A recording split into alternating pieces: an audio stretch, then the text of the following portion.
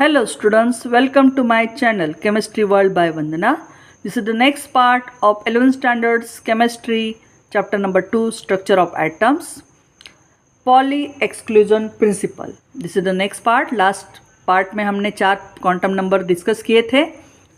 अब Pauli exclusion principle क्या है उसके बारे में हम थोड़ा सा बात कर लेते हैं.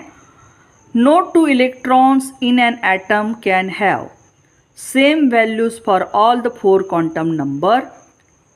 कोई भी 2 इलेक्ट्रॉन अगर किसी एटम में है तो दोनों इलेक्ट्रॉन्स की चारों के चारों प्रिंसिपल क्वांटम नंबर सेम नहीं आएंगे.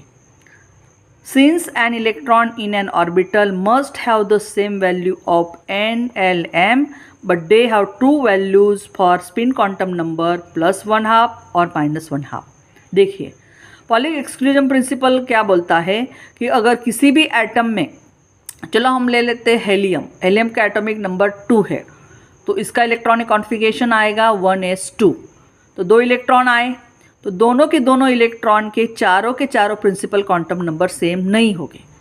अगर सपोज मान भी लिया कि इसकी principal quantum number, azimuthal quantum number, magnetic quantum number, ये तीनों अगर सेम भी आए तो उसका जो स्पिन क्वांटम नंबर आएगा एक इलेक्ट्रॉन का +1/2 आएगा, दूसरे वाले इलेक्ट्रॉन का -1/2 आएगा. और यही पॉली एक्सक्लूजन प्रिंसिपल है, बहुत इंपॉर्टेंट है. अब इससे क्या मिल रहा है हमें, ये रूल क्या बताना चाहता है? तो this leads to the conclusion that an orbital can have maximum of the 2 electrons और हैविंग अपोजिट स्पिन. तो ये प्रिंसिपल यही बताता है कि एक जो ऑर्बिटल आएगा, जो ऑर्बिटल हम बॉक्स से बताते हैं, ऐसा बॉक्स होता है बताने का तरीका, एक ऑर्बिटल बताने का, एनर्जी लेवल पे बताने का तरीका है. तो उसमें मैक्सिमम 2 इलेक्ट्रॉन आते हैं और दोनों इलेक्ट्रॉन के चारों क्वांटम नंबर सेम नहीं होंगे. अगर होंगे तो 3 क्वांटम नंबर सेम आ सकते हैं. जैसे मैं आपको एक एग्जाम्पल सिंपल लेके बता सकती हूँ. जैसे अगर मैं एक एग्जाम्पल ले रही हूँ कि चलो हेलियम है, हेलियम का एटॉमिक नंबर है 2, आपको पता है. उसका इलेक्ट्रॉनिक कॉन्फ़िगरेशन 1s2 ले लेते हैं. तो देखिए यहाँ पे n का वैल्यू कितना आया, प्रिंसिपल क्वांटम नंबर 1. अब l का वैल्यू निकालिए, 0 आएगा क्योंकि 1s है. ठीक है, उसके बाद NL आ गया. अब हम लेते हैं मैग्नेटिक क्वांटम नंबर. तो हमने देखा अभी L का 0 है तो मैग्नेटिक क्वांटम नंबर भी 0 ही आएगा. तो मैम आप बोल रहे हैं यहाँ पे 2 इलेक्ट्रॉन्स है तो दोनों इलेक्ट्रॉन का प्रिंसिपल क्वांटम नंबर सेम है, एजुमिथल क्वांटम नंबर भी सेम है, मैग्नेटिक क्वांटम नंबर भी सेम है. लेकिन अगर उसका स्पिन क्वांटम नंबर लेंगे तो 2 इलेक्ट्रॉन हैं तो एक इलेक्ट्रॉन के लिए 1/2 आएगा और दूसरे वाले इलेक्ट्रॉन के लिए कितना आएगा, -1/2.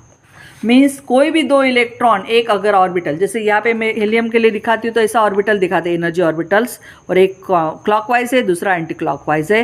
क्लॉकवाइज की वैल्यू है +1/2, एंटी क्लॉकवाइज इलेक्ट्रॉन के लिए है -1/2. राइट. तो इस तरह से हमें बताता है कि कोई भी ऑर्बिटल में मैक्सिमम 2 इलेक्ट्रॉन आ सकते हैं और उनके भी अपोजिट स्पिन हो गए. जैसे F सबशेल है तो उसके 2 इलेक्ट्रॉन आएंगे. P सबशेल है तो आपको पता है P सबशेल बताने के लिए आपको किस तरह से बताया जाता है एनर्जी ऑर्बिटल्स के ऊपर. तो अब आते हैं इस तरह से, P में 3 आएंगे इस तरह से. तो 1 2 3 और एक आएगा एंटी क्लॉकवाइज, मतलब 6 इलेक्ट्रॉन P के लिए आएगा. D के लिए 5 सबशेल होते हैं तो पाँचों सबशेल आप इस तरफ से दिखाइए, आपके क्लॉकवाइज 5 आ गए और एंटी क्लॉकवाइज नीचे 5, मतलब 10 इलेक्ट्रॉन इसमें आ सकते हैं. ये आएगा आपका P के लिए, A आएगा आपका D के लिए और F के लिए ऐसे 7 आएंगे. कितने आएंगे, 7 आएंगे. और इस तरह से एक आपका क्लॉकवाइज आएगा और दूसरे जो 7 इलेक्ट्रॉन आएंगे वो एंटी क्लॉकवाइज आएंगे. मतलब 7 + 7 दैट इज 14 इलेक्ट्रॉन्स आपके मैक्सिमम आएंगे एक ब्लॉक में. तो देख लीजिए यहाँ पे दिया है, एक ब्लॉक नहीं सॉरी सबशेल. S के 2, P के 6, D के 10 और F सबशेल के आते हैं आपके 14 इलेक्ट्रॉन्स. अब यहाँ पे थोड़ा एक चार्ट की तरह दिखाया उन्होंने. शेल है आपका मेन शेल KLMN और सबशेल जो नंबर दिया है N, principal quantum number 1 2 3 4. Number of orbitals आपको पता ही है, दिखाने के लिए n² आता है. 1, इसमें 4 आएंगे, इसमें 9 आएंगे, इसमें 16 आएंगे. और नंबर ऑफ इलेक्ट्रॉन्स 2, 8, 18, 32 ए भी आ सकते हैं। अब इसको अगर मैं एक एग्जाम्पल की सहायता से अगर बताती हूँ तो आपको पता चल जाएगा किस तरह से आएगा। चलो हम एग्जाम्पल लेके देखते हैं तो ये जल्दी पता चल जाएगा। सपोज मैं यहाँ पे ले रही हूँ, चलो अगर मैं यहाँ पे एक एग्जाम्पल के तौर पे आपका सपोज यहाँ पे लेती हूँ, सपोज नियॉन, एटॉमिक नंबर कितना है 10 है, ठीक है, और एक ले रही हूँ हेलियम, एटॉमिक नंबर 2 है। तो देख लीजिए इसमें एटॉमिक नंबर 2 आया, राइट, और इसका 1s2 इलेक्ट्रॉनिक कॉन्फ़िगरेशन, इसका आएगा 1s2 2s2 2p6। यहाँ पे देखिए प्रिंसिपल क्वांटम नंबर n की वैल्यू कितनी है 1 है, राइट, इसलिए नंबर ऑफ ऑर्बिटल्स कितने हैं 1 है, एक ही ऑर्बिटल है, n² देख लीजिए, और नंबर ऑफ इलेक्ट्रॉन्स 2n², 2 × 1 कितने इलेक्ट्रॉन्स है 2, देख लीजिए 2 इलेक्ट्रॉन्स है, राइट। यहाँ पे आप इसके लिए देख लीजिए, यहाँ पे प्रिंसिपल क्वांटम नंबर्स आप देख लीजिए, n की वैल्यू यहाँ पे कितनी है 2 है, राइट, लास्ट वाला देखना है हमें, राइट। उसके बाद हम n² मतलब नंबर ऑफ ऑर्बिटल्स निकालेंगे, नंबर ऑफ ऑर्बिटल्स n², तो कितने आए 4, 4 कैसे आएंगे देख लीजिए, मैं यहाँ पे दिखा देती हूँ, ये लास्ट वाला ही हम देखते हैं, देखो 2s2 2p6 है, तो कितने आएंगे इस तरह से, 2s2 के लिए ऐसा 1 2 3 4 आ गए ऑर्बिटल्स, 4 आ गए। अब नंबर ऑफ इलेक्ट्रॉन 2n², 2 × 4, अब देख लीजिए 8, हाँ भाई 8 है ही ना, 2 + 6 8। हम in ground state electronic configuration को कभी नहीं देखा जाता, जो वैलेंस ऑर्बिटल्स लास्ट वाले होते हैं इन्हीं से हम उसके काउंट करते हैं, आ गए, तो इस तरह से हम इलेक्ट्रॉन्स निकाल सकते हैं। तो ये हो गया पॉली एक्सक्लूजन प्रिंसिपल। अब थोड़ी सी बात कर लेते कुछ जनरल टर्म्स है उसके बारे में। बाउंड्री सरफेस डायग्राम में क्या है, 4 हमारे s p d f subshell है, उनके शेप के बारे में पढ़ेंगे। s ऑर्बिटल का जो शेप होता है वो नॉन डायरेक्शनल होता है and spherically symmetrical. Non directional है मतलब आप देख लीजिए पूरी तरह से राउंड है, और ऐसा रीजन जहाँ पे probability of finding the electron is practically 0, ऐसा रीजन जहाँ पे इलेक्ट्रॉन मिलने की प्रोबेबिलिटी बिल्कुल 0 होती है, उस रीजन को हम नोड या नोडल सरफेस बोलते हैं। जैसे देख ले 1s है तो हमें पता है 1s में यहाँ पे पॉजिटिवली चार्ज न्यूक्लियस आएगा और यहाँ पे ए रीजन है जहाँ पे इलेक्ट्रॉन है, राइट। और 2s में कैसा आता है, यहाँ पे न्यूक्लियस फिर A1s, उसके बाद एक आएगा और ये आपका देख लीजिए ए न्यूक्लियस है, उसके बाद आपका देख लीजिए यहाँ पे 1s, उसके बाद आपका जैसे यहाँ पे दिख रहा है 1s और 2s, 2 दिखे ना, A1s और A2s। तो ए जो आपको दिख रहा है रीजन, ये ए वाला या न्यूक्लियस के बाद ए इसको बोलते हैं नोडल, जहाँ पे इलेक्ट्रॉन मिलने की प्रोबेबिलिटी बिल्कुल 0 है ही नहीं, राइट। तो एस ऑर्बिटल में 1s में 2s में 1s में तो नहीं आएगा, यहाँ पे आप देख लीजिए। इसके बाद आता है शेप्स, शेप में देख लीजिए p ऑर्बिटल, इसका स्फेरिकल शेप आएगा फॉर p ऑर्बिटल जहाँ पे l की वैल्यू 1 है। देयर आर 3 पॉसिबल ओरिएंटेशंस, जैसे आप लिख लो -1 0 +1, और उसमें px py pz। बहुत सारे बुक्स में ज़्यादातर आपको 0 जो वैल्यू है वो pz के लिए बताई गई है, z को ऐसे लीनियर कॉम्बिनेशन में बताया गया है, और py को जैसे -1 है और px को जैसे आपको +1 के लिए बताया गया है, राइट। अब सॉरी इस तरह से आप देख सकते हैं। तो ये आपको जिस तरह से बुक में दिया है उस तरह से हम देखेंगे। ज़्यादातर pz के लिए आप मोस्टली ऐसा ही कहा जाता है कि ऐसे उसको z के लिए 0 ही बताया जाता है। तो ये तीनों की तीनों जो वैल्यू है pz px py, ये तीनों की तीनों को इक्वल वैल्यूज़ होती है एनर्जी के लिए, सिर्फ उनका ओरिएंटेशन अलग अलग होता है। जैसे px py pz तो एक x ओरिएंटेशन में है, एक y ओरिएंटेशन में और एक z ओरिएंटेशन में है। कोऑर्डिनेट x कोऑर्डिनेट में आपका एक शेप है, दिखाया नीचे, मैं वो दिखाती हूँ आपको, इस तरह से देख लीजिए। पी एक्स है तो आप देख लीजिए एक्स यहाँ पे ओरिएंटेशन डम्बल शेप दिख रहा है, पी वाई है तो वाई, और आपका जेड दिख रहा है तो इस तरह का आपको दिखेगा। तो इस तरह का मतलब फॉर पी के लिए 3 सब शेल्स आती है जैसे, और उसकी एल की वैल्यू 1 है तो उसके मैग्नेटिक क्वांटम नंबर 3 आएगा, -1 0 +1। तो P X P Y P Z अलग अलग एक्स वाई जेड कोऑर्डिनेट में आएंगे उसके, और ये तीनों जो डी जनरेट शेल्स बोलते हैं उनके सब शेल्स, उनकी वैल्यू इक्वल होती है, सिर्फ उनके ओरिएंटेशन अलग अलग होते हैं। 2 lobes of the P orbitals are separated by a plane. अब ये जो 2 लोब दिख रहे हैं आपको नीचे दिख रहे हैं दोनों लोब्स, ये दोनों लोब एक प्लेन से सेपरेटेड होते हैं, एक प्लेन से, जिस प्लेन में इलेक्ट्रॉन डेंसिटी बिल्कुल 0 होती है, और उसे ही nodal plane of the P subshell बोला है। जैसे एस सबशेल में हमने देखा, तो वैसे ही पी का भी एक नोडल प्लेन होता है। दोनों लोब के बीच में एक प्लेन होता है जिसमें जहाँ पे इलेक्ट्रॉन की मिलने की प्रोबेबिलिटी बिल्कुल 0 हो, उसको नोडल प्लेन या बोला जाता है आपका नोड या नोडल प्लेन। इसी तरह से यहाँ पे पी एक्स पी वाई और पी जेड तीनों के नोडल प्लेन यहाँ पे दिखाए हैं, देख लीजिए। पी एक्स है तो यहाँ पे एक्स में है, पी वाई है तो आप देखो ये वाई डायरेक्शन में है, ये वाई है आपका, और ए है जेड में है तो जेड में दिख रहा है। ये हो गया एस और पी का। अब आता है डी का सब शेल, शेप्स कैसा है देख लीजिए। शेप्स ऑफ द डी के लिए आपको पता है एल की वैल्यू 2 होती है, मतलब आपको पता है -2 इसका मैग्नेटिक क्वांटम नंबर, -1 0 +1 +2। इस तरह से इसके 5 ओरिएंटेशन आएंगे, राइट। तो देयर आर 5 ओरिएंटेशंस, और उसको डिजाइन किया गया है DXY DYZ DZX D3D x² - y², 3D z²। तो इस पाँचों के पाँचों की इक्वल एनर्जी होती है, सिर्फ उनका ओरिएंटेशन अलग अलग प्लेन में होता है। Energy these are the degenerate, पाँचों की पाँचों एनर्जी सेम होती है, सिर्फ ओरिएंटेशन अलग अलग प्लेन में होते हैं। जैसे XY है तो आपको दिख रहा है X है और Y इनके बीच में दिख रहा है आपको, ठीक है। YZ है DYZ तो आप देख लीजिए Y है और ये Z, इन दोनों के बीच में आपके लोब्स दिख रहे हैं, राइट। DZX है तो देख लीजिए ये Z और X इनके बीच में लोब दिख रहा है आपको। DX² - y² है तो x² और ये आपका y², तो देखो x और y, x के ऊपर है और ये y के ऊपर, ये y वाला है तो ये y के ऊपर ये वाला दिख रहा है, राइट, ये y²।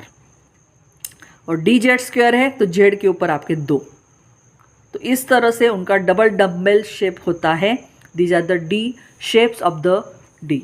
और इसके बाद उन्होंने यहाँ पे कुछ टर्म्स दी है, उसके बारे में देख लेते हैं क्या टर्म्स है, बहुत इंपॉर्टेंट है। What is degenerate orbitals, ये वर्ड्स मैंने ऑलरेडी अभी यूज़ किया था।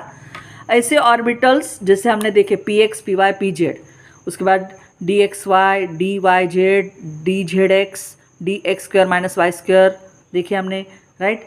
ऐसे बहुत सारे, लेकिन वो डी में भी 2 आते हैं जो आपको 12th स्टैंडर्ड में आएगा, EG और T2G, वो अभी हम नहीं पढ़ेंगे, लोअर स्पिन और हायर स्पिन। लेकिन पी के लिए है कि ऐसे ऑर्बिटल्स जिनकी एनर्जी सेम होती है, डी जनरेट ऑर्बिटल्स, जैसे पी सबशेल के 5 है, PX PY PZ। डी के भी 5 सेम है, लेकिन वो बाद में जब उनको मैग्नेटिक फील्ड के अंदर आने के बाद उनका सेपरेशन हो जाता है, 3 लोअर और 2 हायर वाले, इसलिए हम पी का ही यहाँ पे कंसिडर करके PX PY PZ, तो जिनकी एनर्जी सेम हो। व्हाट इज शील्डिंग इफेक्ट, क्या होता है शील्डिंग इफेक्ट? तो इलेक्ट्रॉन्स जो होते हैं जो इनर एनर्जी लेवल्स में tends to reduce the effect of the nuclear charge on the electrons present in the outermost energy shell. अब क्या होता है यहाँ पे, बहुत सारे मैं अगर आपको एक सिंपल बता दूँ, अगर मैं यहाँ पे एक ऐसा ले रही हूँ स्ट्रक्चर, यहाँ पे आपका न्यूक्लियस है जिसका पॉजिटिवली चार्ज है, यहाँ पे आपका K शेल है, उसके बाद L शेल है। अब क्या हो रहा है, यहाँ पे K शेल में सपोज कि आपका हो गया, सपोज यहाँ पे आपका 2 इलेक्ट्रॉन हैं, यहाँ पे L शेल में आपको 8 इलेक्ट्रॉन हैं, और M शेल में सपोज ले लीजिए 1 इलेक्ट्रॉन है, ठीक है। अब क्या होगा, यहाँ पे इनके बीच में देख लीजिए, न्यूक्लियस और एक आउटर मोस्ट सेल के बीच में ये 2 ऑर्बिटल्स आपको दिख रही है जो कंप्लीटली फिल अप इलेक्ट्रॉन्स है, मोस्टली ज़्यादातर इलेक्ट्रॉन्स है इनके बीच में। तो ये इनर शेल के जो इलेक्ट्रॉन्स होते हैं यहाँ पे एक तरह से स्क्रीन या फिर शील्ड, एक ढाल तरीके से या पर्दा तरीके से आ जाते हैं किनके बीच में, न्यूक्लियस और जो आउटर मोस्ट इलेक्ट्रॉन है इनके बीच में। और इनके बीच में जो इंटरेक्शन और अट्रैक्शन होता है, इलेक्ट्रोस्टैटिक फोर्स ऑफ अट्रैक्शन, वो रिड्यूस करने का काम ये इनर शेल वाले जो इलेक्ट्रॉन्स है वो करते हैं। मतलब एक तरह का वो शील्डिंग इफेक्ट या स्क्रीनिंग इफेक्ट करते हैं, जिससे न्यूक्लियस और एक्सटर्नल ऑर्बिट के जो इलेक्ट्रॉन है इनके बीच का इंटरेक्शन रिड्यूस हो जाता है। और इसी को हम बोलते हैं स्क्रीनिंग और शील्डिंग इफेक्ट, जो आपको आएगा आगे नेक्स्ट 12th स्टैंडर्ड में। इसका बहुत ज़्यादा स्टडी है और 3rd चैप्टर में भी आएगा, आप देखोगे उसमें पीरियोडिक टेबल में इसका बहुत सारा काम प्रॉपर्टी स्टडी करते वक्त आएगा। सिर्फ आप इसको स्क्रीनिंग या शील्डिंग इफेक्ट बोलते हैं। शील्डिंग मतलब आपको पता है ढाल होती है, तलवार और ढाल जैसा होता है। स्क्रीन मतलब पर्दा होता है। तो एक न्यूक्लियस जो पॉजिटिवली चार्ज है और जो आउटर मोस्ट सेल के इलेक्ट्रॉन जो निगेटिवली चार्ज है, इनके बीच में जो एक फोर्स ऑफ अट्रैक्शन होता है, इलेक्ट्रोस्टैटिक फोर्स ऑफ अट्रैक्शन, वो फोर्स रिड्यूस करने का काम इनर शेल वाले इलेक्ट्रॉन्स जो कम्प्लीटली फिलअप है वो करते हैं, जो एक स्क्रीन या शील्ड तरीके से वहाँ पे काम करते हैं। अब एक नेक्स्ट टर्म आती है, what is effective nuclear charge. ये भी आपको 3rd चैप्टर में काम आएगा, बहुत इंपॉर्टेंट है। जब हम प्रॉपर्टीज़ उसकी स्टडी करते हैं तब आता है पीरियोडिक टेबल की, फ्रॉम लेफ्ट टू राइट और टॉप टू बॉटम में। The net positive charge experience by the electron from the nucleus is called effective nuclear charge. देखिए अभी मैंने आपको एक दिखाया डायग्राम कि भाई यहाँ पे जो पॉजिटिवली चार्ज न्यूक्लियस है और आउटर मोस्ट में एक इलेक्ट्रॉन्स है जो निगेटिवली चार्ज है। तो जो ये आउटर मोस्ट इलेक्ट्रॉन एक खास इफेक्टिव पॉजिटिव चार्ज एक्सपीरियंस करते हैं न्यूक्लियस से, जो लास्टली इफेक्टिवली एक्सपीरियंस करते हैं, उसको ही इफेक्टिव न्यूक्लियर चार्ज बोला जाता है। मतलब एक नेट पॉजिटिव चार्ज जो बाहर के वैलेंस ऑर्बिट के जो इलेक्ट्रॉन है वो एक्सपीरियंस करते हैं फ्रॉम द न्यूक्लियस में, स्क्रीनिंग इफेक्ट के वजह से, बिकॉज ऑफ द स्क्रीनिंग या शील्डिंग इफेक्ट, जो भी लास्ट में नेट पॉजिटिव चार्ज एक्सपीरियंस किया जाता है जो आउटर मोस्ट इलेक्ट्रॉन को बिकॉज ऑफ द न्यूक्लियस, उसको इफेक्टिव न्यूक्लियर चार्ज बोलते हैं। तो S orbital will be screen less. भाई एस ऑर्बिटल का स्क्रीनिंग कम ही होगा क्योंकि एस ऑर्बिटल बिल्कुल न्यूक्लियस से पास में ही है। अगर आप एस ऑर्बिटल की बात करें तो इस तरह से आएगा, ये पॉजिटिवली चार्ज है। फिर आप देख लीजिए के शेल, उसके बाद आप देख लीजिए एल, के, एल, एम, राइट। तो आप देखो कि आपका यहाँ पे एस, यहाँ पे एस पी, यहाँ पे एस पी डी, और आप देखो एस सबशेल बिल्कुल न्यूक्लियस के नज़दीक है।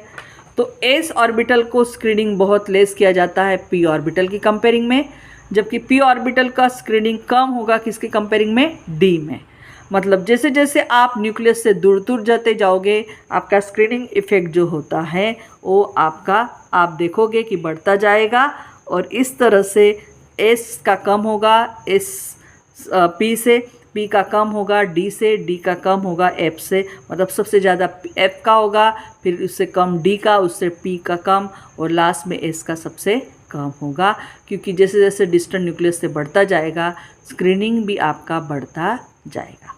आशा करती हूँ आपको ये छोटी छोटी टर्म्स पता चल गई होगी।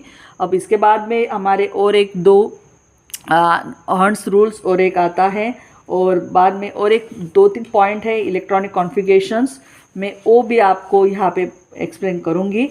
एक आपका रहेगा पॉली एक्सक्लूजन प्रिंसिपल, उसके बाद hertz rules of maximum multiplicity, और इलेक्ट्रॉनिक कॉन्फ़िगरेशन में किस तरह से होता है इसके बारे में भी बात करना चाहूँगी, जो नेक्स्ट वीडियो में मैं आपको इसको शेयर करूँगी। Thank you for watching my video. Please subscribe my channel chemistry world by Vandana and share to it maximum students. अगर आपको कोई भी डाउट है तो प्लीज़ मुझे कमेंट बॉक्स में लिखिए, मैं इसको जल्दी से जल्दी आपको सॉल्व करने की कोशिश करूंगी और आपको इसका आंसर दूंगी। नेक्स्ट वीडियो में मैं electronic configurations, Aufbau rules, Hund's maximum, आपका Hund's rules of maximum multiplicity, ये 2-3 चीज़ें हैं जो मैं इसको फिनिश कर दूंगी, और इस तरह से हमारा ये चैप्टर ख़त्म हो जाएगा। Thank you for watching my video. Please subscribe my channel without any